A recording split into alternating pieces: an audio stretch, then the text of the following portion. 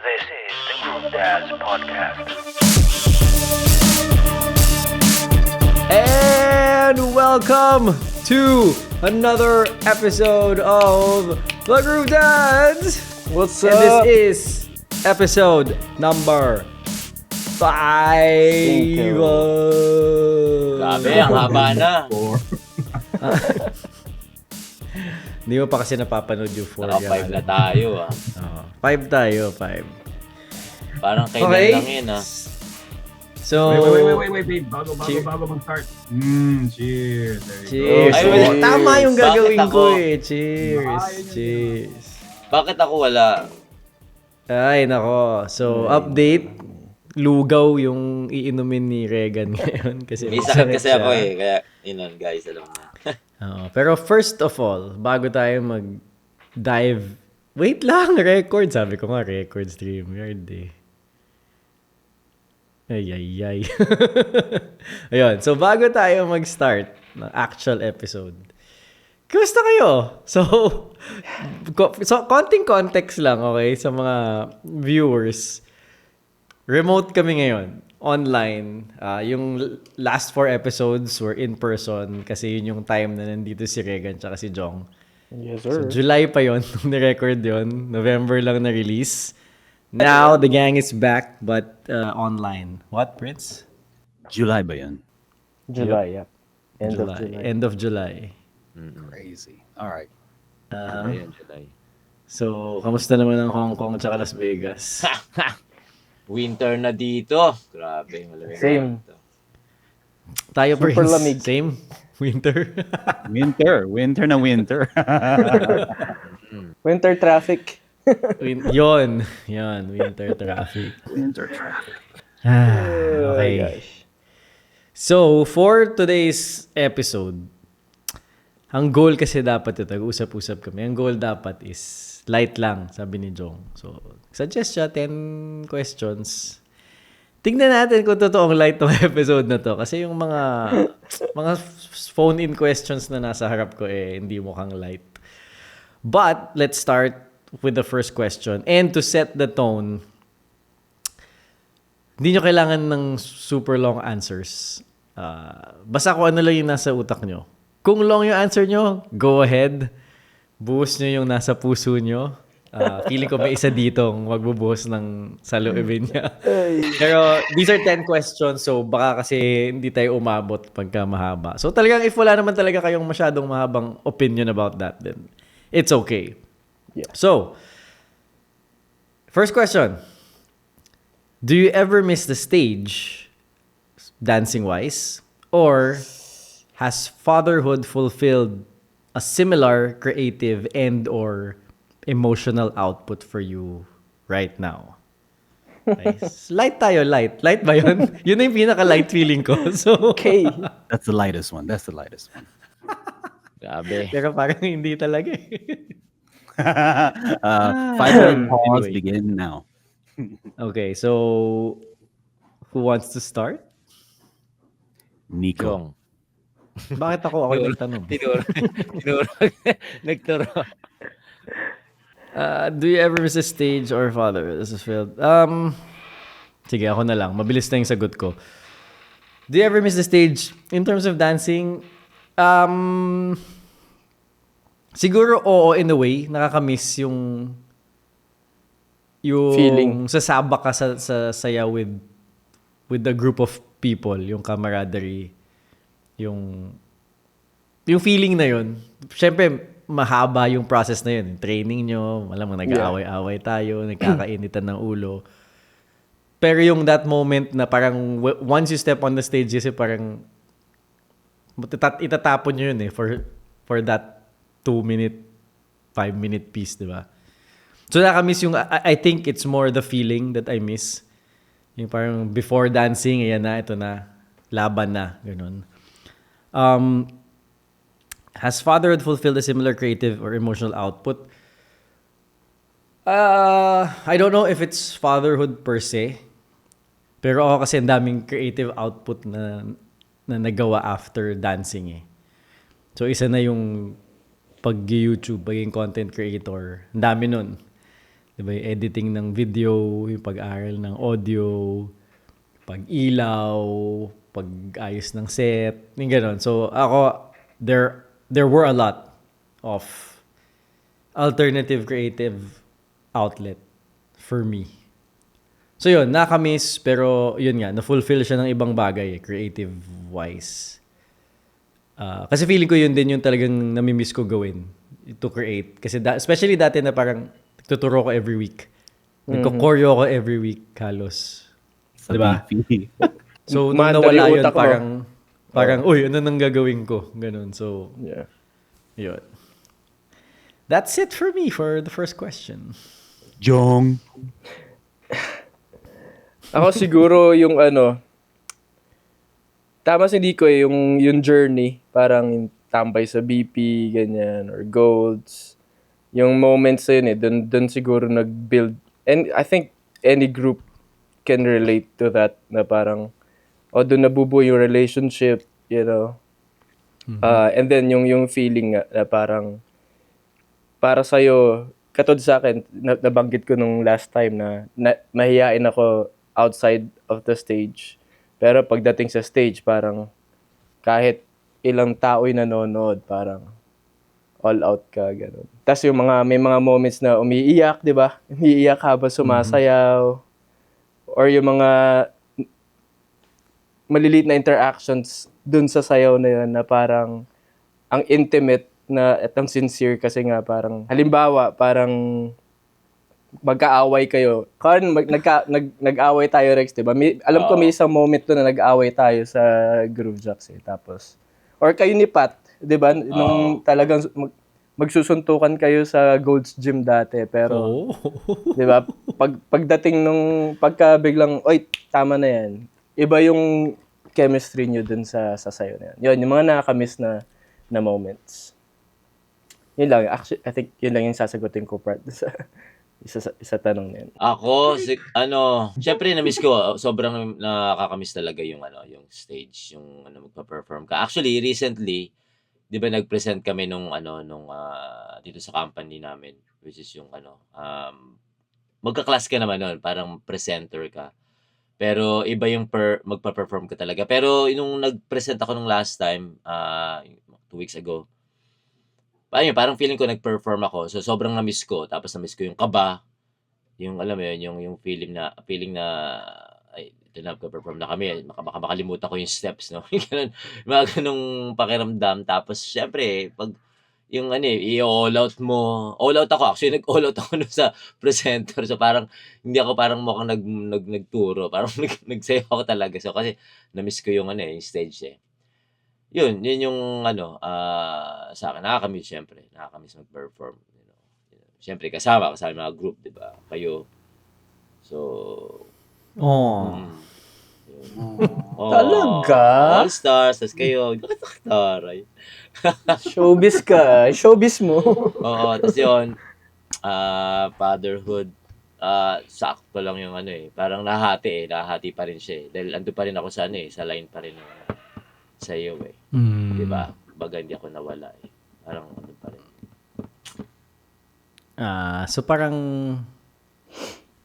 hindi kailangang palitan kasi nandun ka pa rin. Oo. Okay, si Prince. Prince. Teka. Ready na ba kayo? 10 questions to. Paalala ko lang, 10 questions.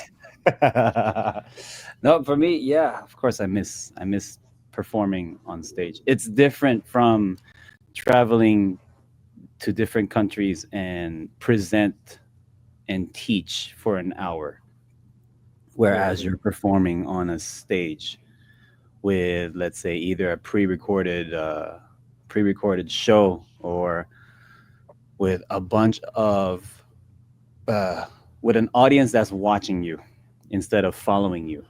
Yun, iba siya, iba pa rin. Yeah. Of course, I also miss that little circle where the pressure is on and you have to battle somebody in a minute and just bust your way into beating that person. Grabe, wait, pause. That sounds so wrong, but What? no, sorry. It's like you're battling for your freestyle for a minute and you have to beat that person. There you go. Yeah, I missed that challenge. Now, does fatherhood or the husband life kind of intertwine or blend in? No, I'm a totally different person when I'm at home. Like I'm a dad. Like I'm a dad.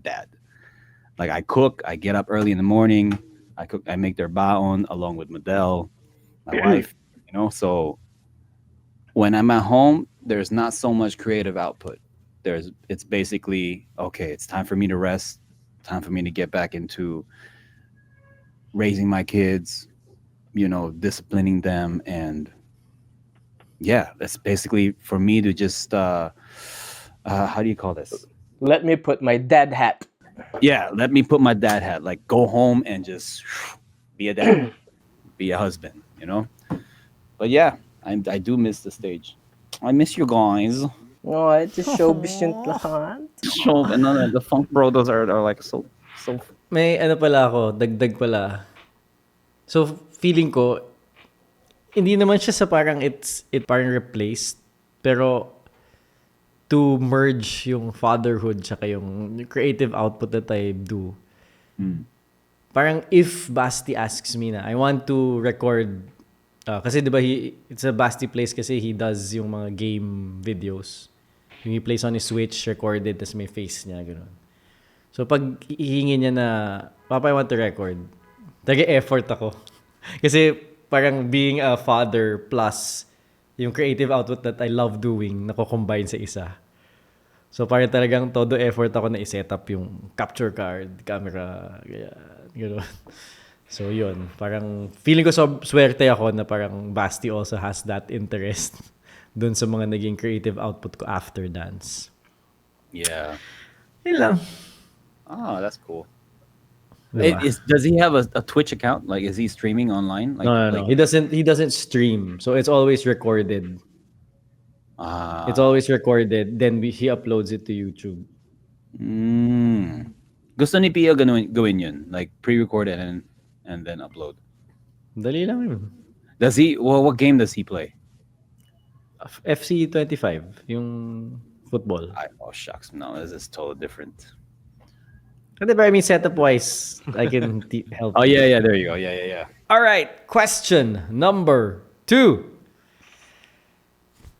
Ganda to. What part of your life now as a husband and a father do you find as fulfilling as standing on stage was?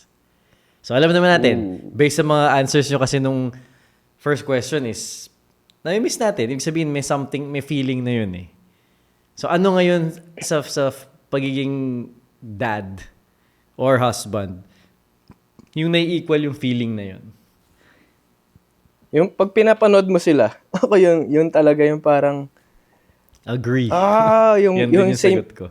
parang same adrenaline na nafe-feel. Kasi parang can relate ka. Parang, yung nakikita ko dati, eto siya. Si Hachi, ganun, pagka, nag-all out siya, ganun. Or si Ayo, pag nag-full throttle sa karting, parang, yeah! Yun yung nakakapag-fulfill no, na parang, let's say yung 2-minute, 2-minute na nagsasayaw kayo, let's say sa Worlds, parang yung competition feeling na yun, even kahit performance lang yung ginagawa nila, parang yun yung same feeling, yung adrenaline. Yeah. Oo, tama. Nung nag-compete si Maya sa U-Peeps, or nag-demo lang siya sa, let's say, their world piece. Grabe, on that whole 2-minute piece, man. Tumayo ako talaga, sumigaw. I think I haven't screamed all out yet. Let's say with All Stars, yeah, it gives me that feeling like man, I want to be part of it. And then, well, with Maya, when she performed her piece, that was like, oh my God, let's go, motherfucker, let's go. As in, dahil kay Prince, napapacheck ako ng explicit content. I'm so sorry. But man, yun. Yun. Tapos si Pio, Ako like, yung Yeah. Sige, go. Ikaw pala tapos, go. Yeah, tapos si Pio, like when he did the basketball camp, he was like the shooter of the whole camp, like the 3-day camp, the shooter of the camp. So he was like shooting threes all day long. That was nagulat yung main coach, si Cholo, just Cholo camp. And he was surprised, like, who's that kid? Like, who's that kid dribbling the ball, shooting threes? He could be the next Steph Curry, blah, blah, blah, all that stuff. I'm like, that's my boy. That's my boy. Motherfucker, that's my boy. Yeah, tapos si Bella din. Si Bella din, volleyball. Like, man, she recently found volleyball, and she's really good at it. Yun, she would spike. She's good at serving. We watched her one day league the other day, and we're like, wow, grabe ang galing. Si Yana din, nag-try out din sa You Peeps audition. She killed it too. Like, what the heck is going on, you kid? Talaga? Yeah. She's part of it? She's part of it. She's part of it. It's crazy. And then who else? Mateo improving in basketball, and it's just, it reminded me of Little Me. So medyo natiri ako dun kasi parang let's go Mateo, like you can do it. Yan. That's fulfilling. Hella fulfilling. Super. Yun talaga yung watching them achieve something. Yung sa akin parang muntik lang maka-goal si Basti, parang gusto ko umiyak parang yung ganun. So parang yun parang feeling ko kasi dahil alam natin yung feeling na yun. So parang na-excite din tayo makita sila in that same situation. Yun yung parang as fulfilling as that. Ganun din ako, feeling nung mga ilang beses din actually, simula nung maliit pa si Martin. Mga performance niya, singing, alam mo yun, sobrang proud ka dahil pag pinapanood mo siya, parang ikaw na rin yung nagpa-perform. And then yung recently, may isang times na parang sport fest lang nila. Ano lang yun, normal lang, pero kumukuha ko ng picture. Habang kinukuha na siyang pictures, nananalo siya doon sa sprint, 100 meters yata. Nung nanalo siya, ko, pagtapos niya, parang talagang muntik na akong umiyak. As in, pag-akit, pagpanik niya sa akin, high five ako sa kanya. Talagang, paluha na ako kasi, shit, nanalo, galing ni Martin. Yung alam mo, parang hindi ka makapaniwala, parang, pero yung pakiramdam na talagang sobrang proud ka kasi parang, di mo alam yung ganung feeling na parang, shit, hindi ko nagawa yun, bata ko. Alam mo yun? So parang yung ganun din yung feeling na nagpa-perform and lumaban sa mga competition, sa mga battle. So parang ganun din na nararamdaman ko.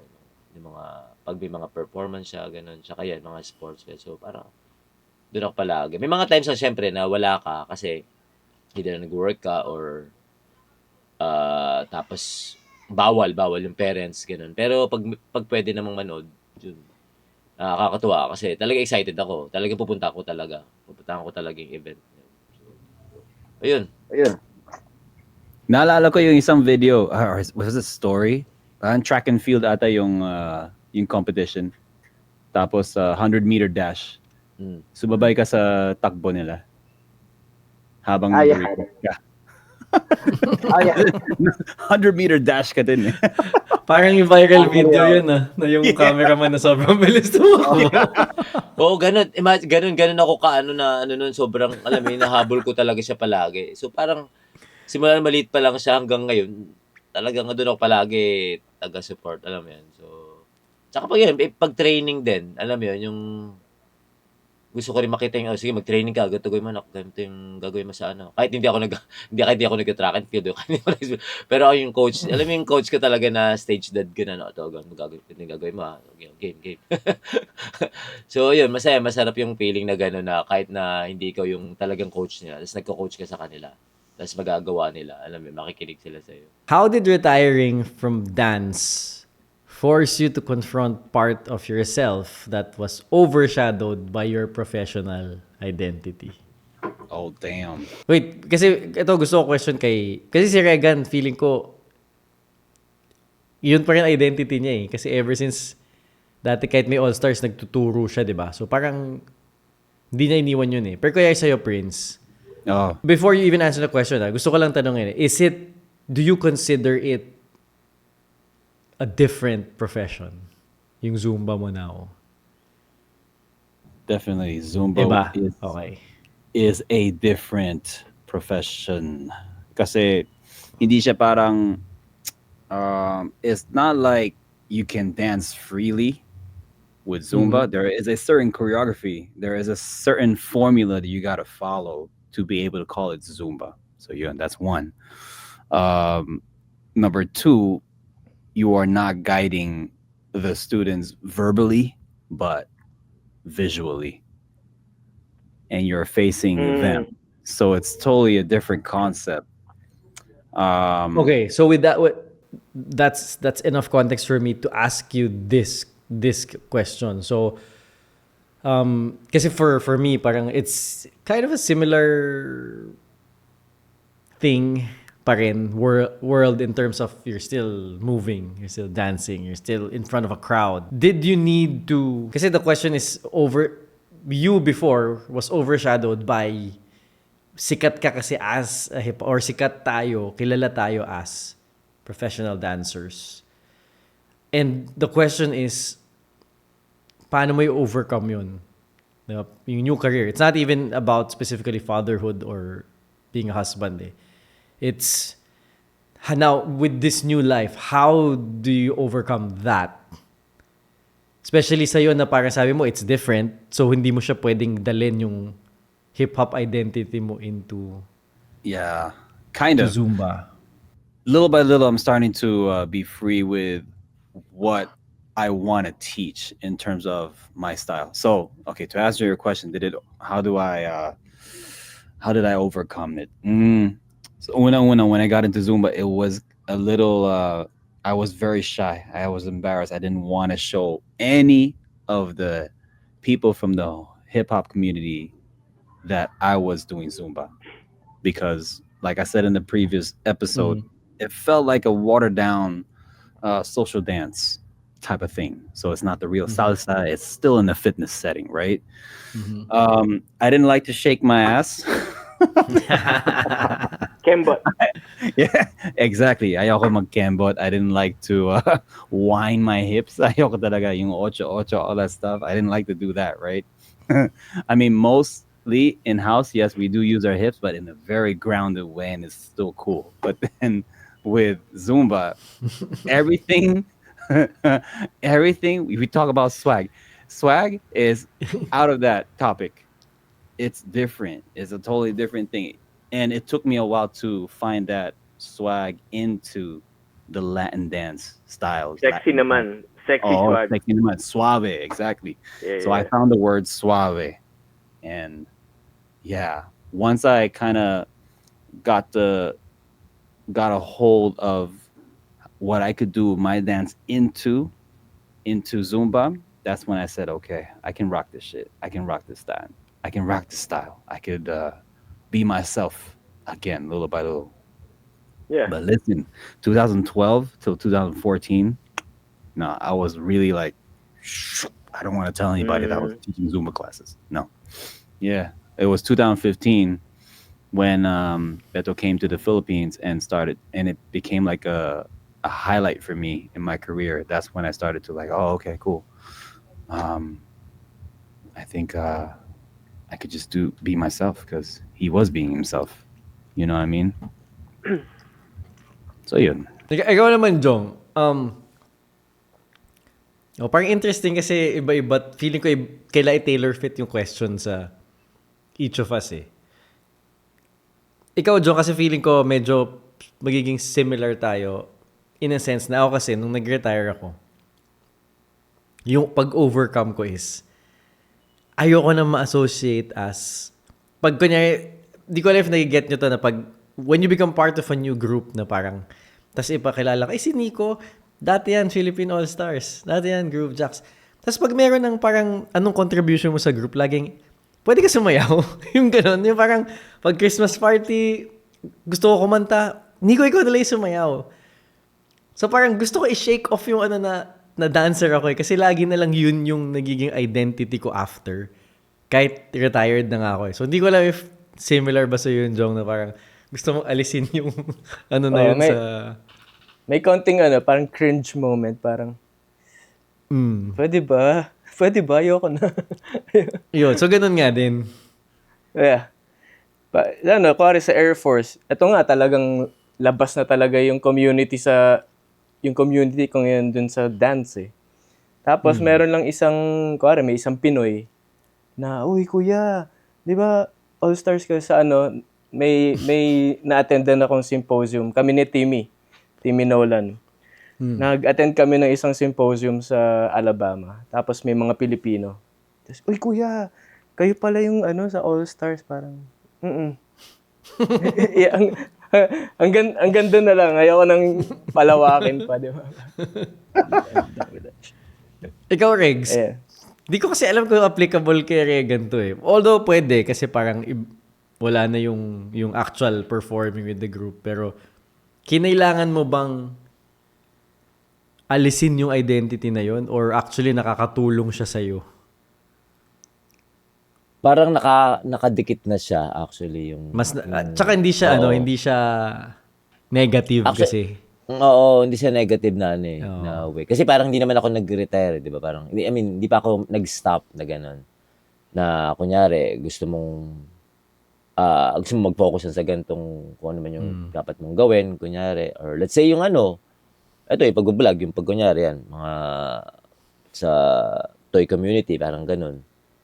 Dito nga, actually, kumbaga, nagtuturo na ako dito ng SEO, pero mas mas kilala ako dito sa Hong Kong na vlogger ng toy, collector. So, ang dami nagpa-picture sa akin talaga na mga na collectors. Uy, Yes. take a picture, gano'n. Pero yung kunyari, dancer din ako. Baliktad yung kay Alam ko. Regan. So parang ganun yung naisip ko na parang kasi mas nagpo-promote ako ng class dito around Hong Kong eh. And yung mga videos lalo na social media, di ba? So parang mas nakikita pa rin yung hindi ako nakikita as dance teacher or dancer dito, pero yung mga collector pag talaga nakita ako, uy, talagang may mga nagpi-picture ako minsan. Alam mo, wala nakatalikod ka. May magpo-post na lang sa group. Uy, di ba si Regan to sa MRC. Oo, Trademark pero yun kasi nga, yung sa sayaw. itsura mo eh. No? Ikaw talaga yung isa sa mga may recall dati ng Oh. sa All-Stars. Hindi, tsaka Oo. yung isolations. Diba nung dati naman wala pa yung structure na lahat magkakaroon ng locking, lahat magkakaroon ng popping. Pero si Regan, Pero yun nga, oo. basta hinighlight yung ganun eh. Diba? Ito nga. Alam na nila, yun nga, Hindi, pero- nakadikit talaga dito na. Oo, so, and feeling ko kasi sa'yo, Regs, siya mas nakakatulong. Lalo na kunyari, apply ka ng bagong trabaho, di ba, na dance teacher. Hindi, all-stars ako eh. Di ba? Ito yung experience ko. So, Yeah. mas gusto mong naka-attach sa'yo yung identity na yun. Oo. Pero Kesa alisin. actually, yung kahit hindi yung name so ang sa akin kapag nagka-apply ako basta more on parang mas marami akong experience parang ganun. Kahit hindi naka-touch yung Experience. hindi yung All Stars kasi kunyari ituturo ko, nag-choreo ako dito, tapos naging air dance din ako. So parang yung mga alam mo yun, pinagdaanan mo.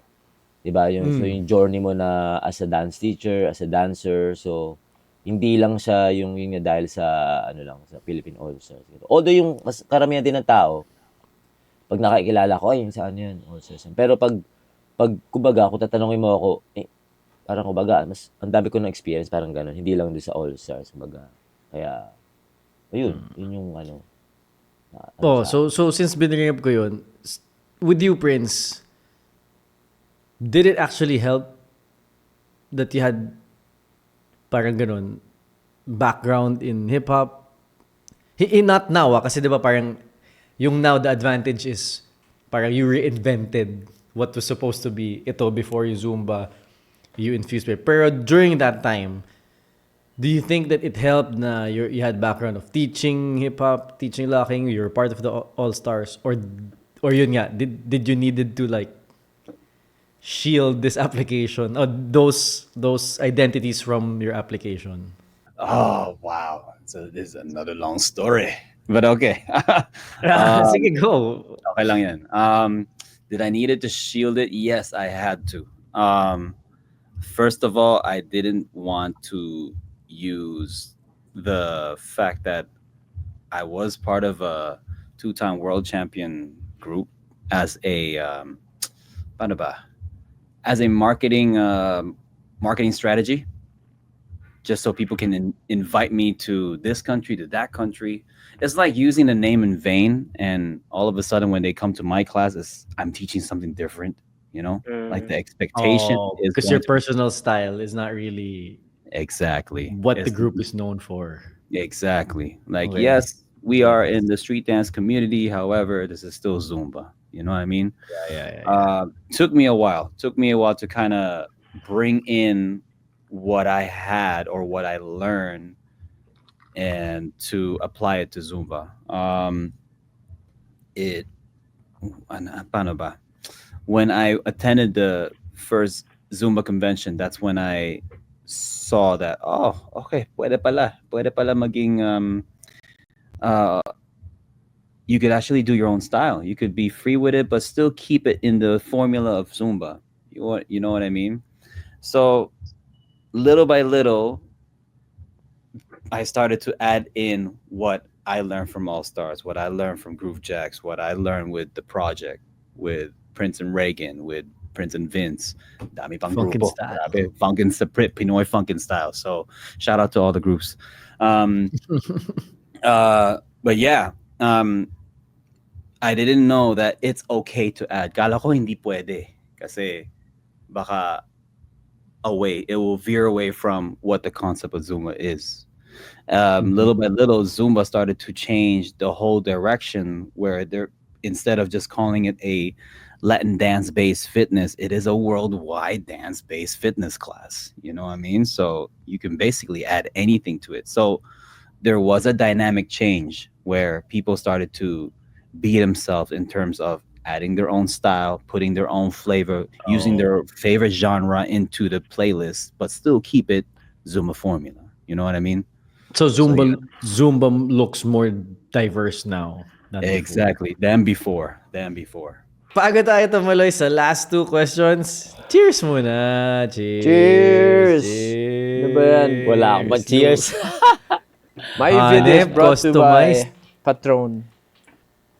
And also, Heineken. And Princess Sake. Ano ba yung sake na yan? Social. Grabe. Hote Sama. There we go. Hi. Okay. So, G. kailangan mag-cheers kasi medyo bibigat na tong mga ano eh. No. Oh no. Di ko na lang sasabihin sino ang mga nagsulat ng tanong na to. Hulaan nyo na lang based dun sa sagot namin. Pero, itong question na to, hindi ako sasali sa pagsagot kasi hindi ako makarelate. Pero, has leaving professional dance allow you to become more present in your marriage? If yes, how so? So, before anyone answers, ang context nito, so parang sinasabi nung nagtatanong, your career as a professional dance has become an issue in you being present in your marriage. Correct? You don't have to answer if you're the one who asked the question, but go. Again, I don't know how to answer this because never naman naging issue yung professional dancing and me being present in my marriage or relationship. Kasi when we got married, parang nag-retire na rin ako eh. Hindi naman ako sumasayaw sa Air Force. Hindi naman ako sumasayaw sa Air Force. Ba't ako sasagot? So, dalawa na lang yung pwede sumagot. Ikaw, Rex, may nakarelate ka ba dito? Hindi, kasi parang ano ba? Ganun pa rin Wala naman na bago Wala nagbago. So, this leaves Oo, us with... Ay, gago. Parang ganun pa Okay, sumagot na kami tatlo. So, Okay. ano ba? Fine. Hindi, sige. I mean, jokes aside, Yeah. it's I feel it's this very specific situation. with Did I set Prince. myself up? My gosh. Yes, you did. So, Baka tong segment na tong question na to magiging parang advice portion to Prince. Ganun. So let us in. What how did this happen? I thought this was a real. This relates to everybody. Shit. Well, I mean, the reason why we're continuing this is Yeah, this might be relatable to To someone watching. anybody, yeah, to someone watching. I'm Okay. just saying that the three of us hindi. Yeah. So, Ay, gago. okay, go. Okay. Ano yung question? Did leaving professional dancing allow you to become more present in your marriage? And if yes, how so? Ano yung difference? Wow, that's a very hard question. Why did I even put that in the list? Okay, wait, no. Okay, professional dancing, no, it didn't. It didn't affect. However, being a worldwide presenter did kind of affect my my presence in the family. Let's Physically, say you mean? physically, yeah, Or physically. even emotionally? Oh. Yeah. No, mostly physically. Mostly physically. Hey, emotionally, pwede naman. Pwede naman. Because there are times that, let's say, if I do like nonstop traveling, when I travel nonstop, there was this year, I think this was 2017 until 2019, when my career was kind of like in a peak. Where I travel Zumba. almost. Zumba. Yeah, this is Zumba na, Yeah. where I travel almost every week. Almost every weekend, I'm in a different country. I would be at home for maybe a day, then I would go out to take off to a different country, and it became like I wanted more of the traveling than staying home. You know what I mean?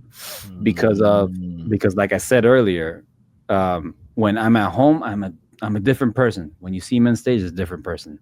So with me not being at home, got me to become the person that's always dancing on stage.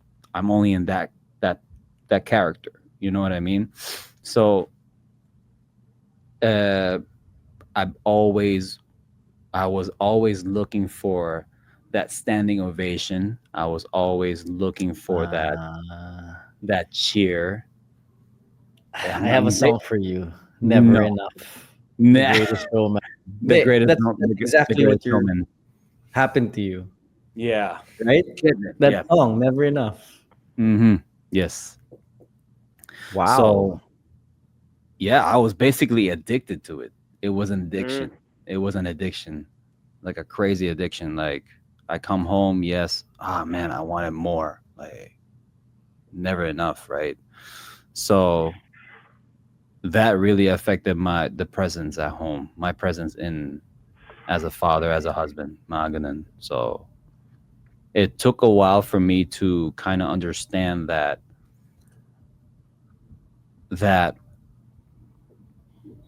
home is way better than traveling the whole world. It's a privilege though. It's a privilege to travel the whole world. But when you go home, that's where it is. Like you feel safe, you feel you can be yourself, you know? Because once it's one mistake, man, like one mistake, the whole world can turn your back on you. Yun, ganun. Yeah. And it did. It kind of did, like domestically, like here in the Philippines. So I- ano talaga eh, feeling ko talaga it was the story of, The Greatest Showman. I mean, the last song, di ba, yung From Now On. See Never Enough, yeah. See Never Like, Enough yung song na yan. Nung na-realize na, di ba? And when I stop and see you here, I remember who all this was for. Oh, damn, that phrase. Diba? Yes, exactly. Yeah. These eyes will never be blinded by the lights from now on. It's what happened to you, right? Yeah. Oh, tama. Grabe. Wow. It was crazy. Yun. So I I had love to. this podcast. Yeah. You never told this to us in our private Yeah, exactly. calls. Yeah, exactly. So I had to like kind of step back from it and say, okay, hold up. This is not what I want my life to be. Like, yes, I'm grateful for everything that Zumba has given me, traveling around the world, everything, all the opportunities. But man, I remember that Madel, she told me, this is back in 2012. She said, don't stop dancing. Umiyak kami. And it was like a very bad argument. It was like a really like we were shouting at each other in Studio A. This was when the black couch was still there.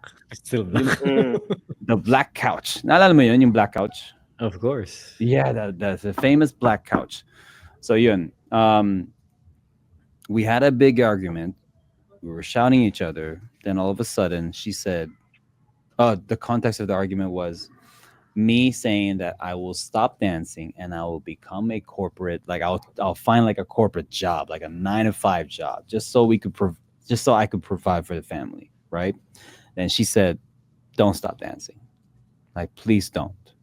Because if you stop, I don't know what else I can believe in or what else to believe in.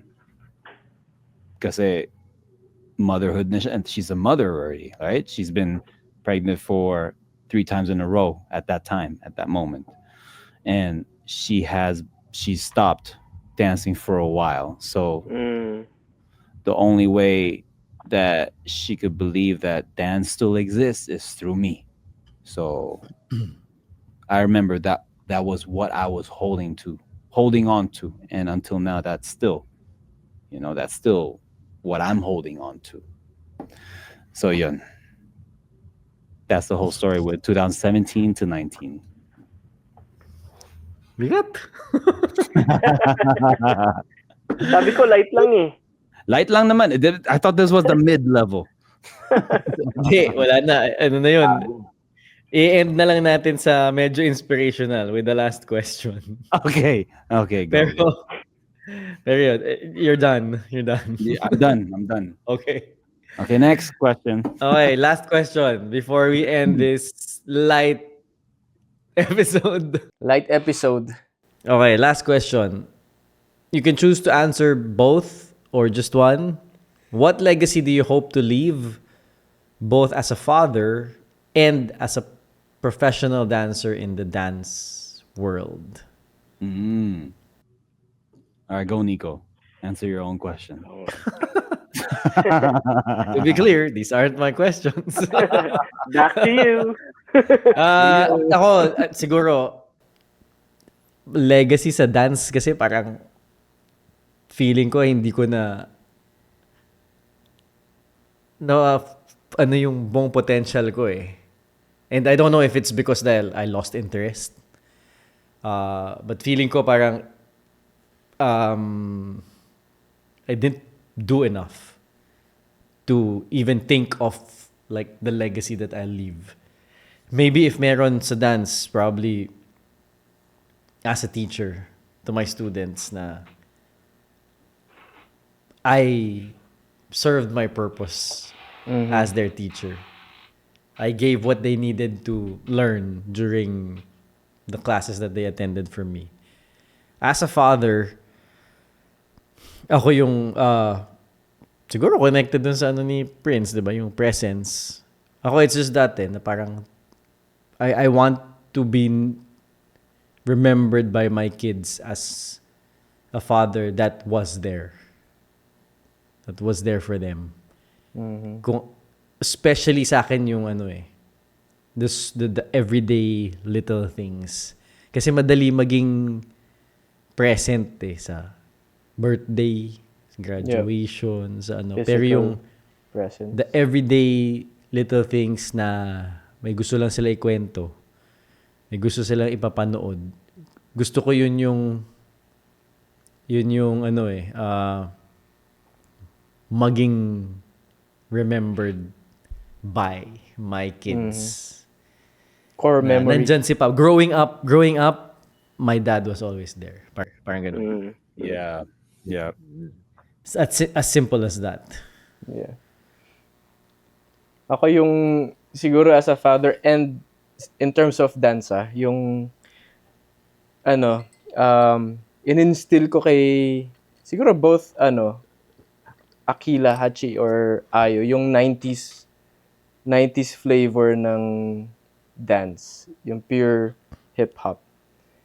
Yun yung talagang siguro pinamana ko kasi yung mga early days ng hip hop dance ni Hachi, yung yung 90s flavor, yung mga 90s music.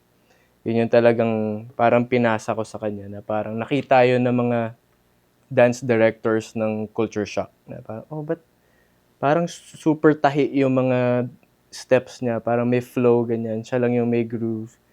Yes, malinis yung ibang dancers, pero nagsa-stand out siya dahil doon sa specific na 90s groove na yun. So siguro yun yung parang pinamana ko sa kanya. And doon sa dalawa, yung parang discipline na natutunan ko dati sa All Stars, sa Groove Jacks. Yan. Mga simple things na parang, fix your bed. Siguro military din yun. Fix your bed, di ba? Parang, yeah. Pero parang ganun din yung discipline din. Yeah. Connected din sa All Stars, di ba, sa atin talaga. Gising ng 4 o'clock, jogging sa UP, diretso sa Brewing Grabe. Point, kain breakfast. Tapos na, may Yun. klase sa Brewing Point, Yun. puntang Gold's Gym. Si Regan, turo. Brewing Point, late. Kasi andun yung nakatireno. Si Madel. Yeah. Pa rin. Ako, yun.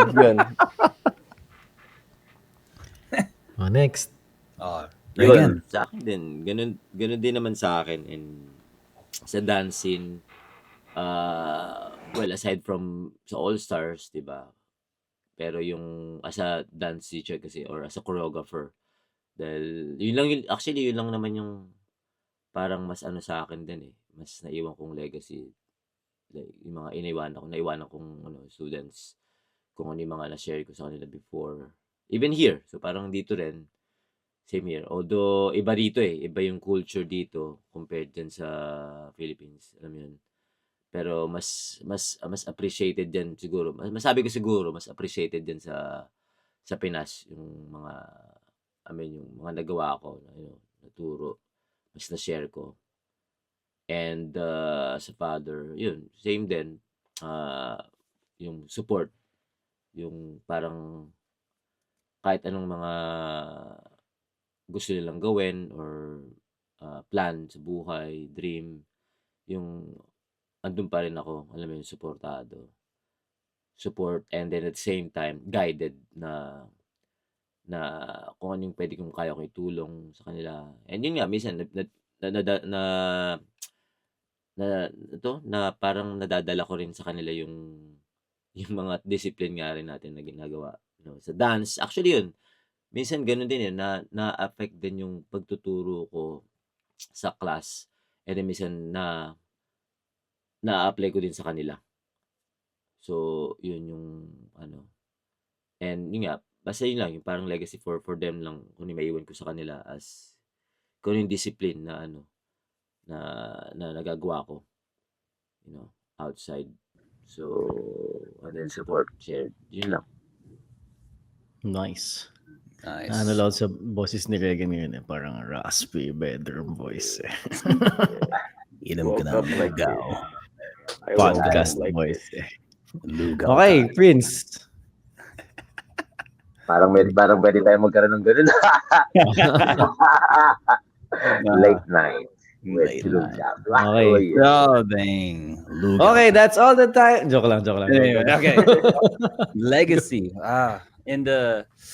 As a dancer, I think because I'm still here in the Philippines, I still live here, and I still see the dance community once in a while. Like I would attend events, or I would spin for in the clubs. Basta yung mga club nights where dancers will come in.